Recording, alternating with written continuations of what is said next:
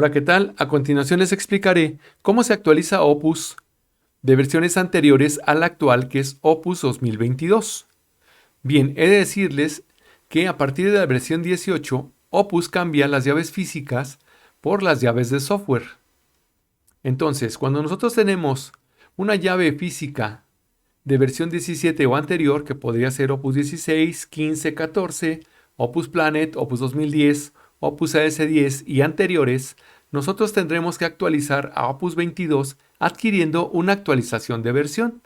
Y esto nos dará como resultado que vamos a cambiar nuestra llave física por una llave de software que además viene junto con una suscripción anual o bienal, dependiendo que compremos, que nos dará el derecho de actualizarnos en el tiempo conforme salgan actualizaciones o revisiones de Opus. El otro punto es que cuando nosotros tenemos versiones posteriores a 17, es decir, 18, 20, 21, nosotros no compraremos una actualización, nosotros compraremos una renovación de suscripción que nos dará el derecho a actualizarnos automáticamente a Opus 22. Y como ya he mencionado, en este momento, nosotros también ya tenemos, por ende, una suscripción asociada a nuestra licencia Opus de software. Bien, a continuación les explicaré cómo funciona Opus en el tiempo como ejemplo y entendamos un poquito más lo que son las suscripciones de Opus. Aquí en este ejemplo podemos ver que si nosotros hubiésemos comprado el 16 de agosto del 2021 Opus 21 con la revisión 21.01 y posterior a ello, el 11 de octubre del mismo año 2021 se publica la revisión 21.06, bueno, nosotros tendremos derecho a poder actualizar nuestro Opus a la versión 21.06 viniendo de la 21.01, ya que estamos dentro del periodo de renovación, que es de un año. En este caso, en este ejemplo, se hace un año. Bien, ¿qué pasa cuando nuestra suscripción se vence? Bueno, nuestra suscripción que compramos el 16 de agosto del 2021 tiene un vencimiento al 17 de agosto del 2022, es decir, ha pasado un día más y es un año que ya se venció nuestra suscripción. Entonces, aquí entramos en tres estadios o tres niveles en los cuales podemos actualizar o renovar nuestra suscripción para poder seguir teniendo derecho a las actualizaciones, como ya he explicado anteriormente. Entonces, para el ejemplo, si nuestra licencia se venció el 17 de agosto del 2022, tenemos 30 días naturales para poder renovar nuestra suscripción y este nivel se le llama renovación de suscripción en tiempo y tiene un cierto costo.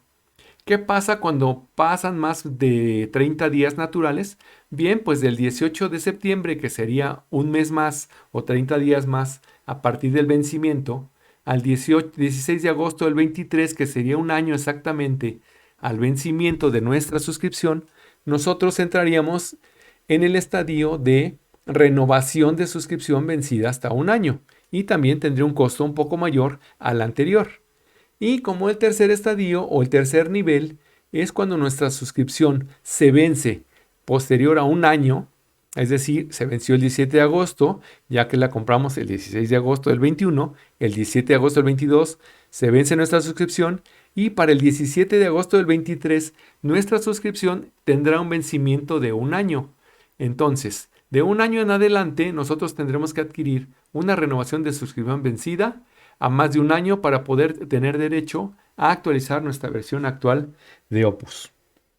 A continuación veremos cómo es el esquema de licenciamiento Opus.